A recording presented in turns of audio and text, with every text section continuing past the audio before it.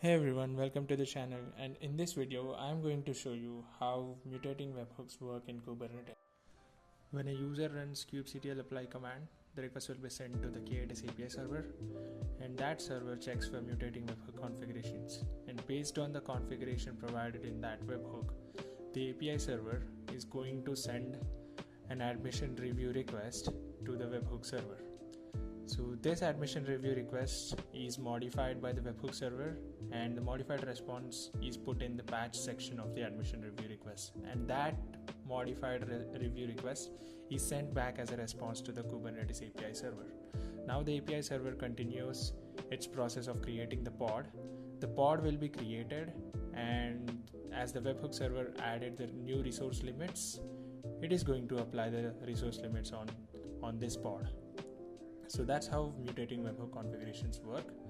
And here is a webhook.yaml file that I have created, and you can see the URL of the webhook that I have.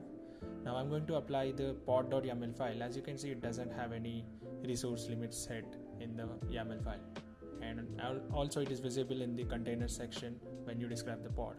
Now I'm going to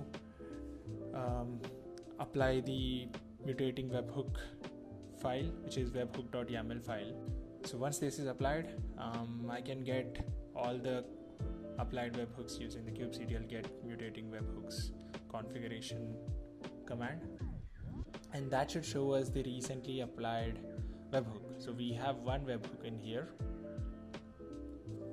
and I'm going to apply the pod again. So once I apply the pod, the request will be sent to the API server, and it modifies the request and everything. Now I'm going to describe the Nginx pod, and as you can see in the container section, we have new memory limits set here. So the CPU and memory limits are set to 100. Now going back to the code, you can see that we have a post/webhook endpoint, which is handled by this function. Now inside in here, it is going to modify the container spec.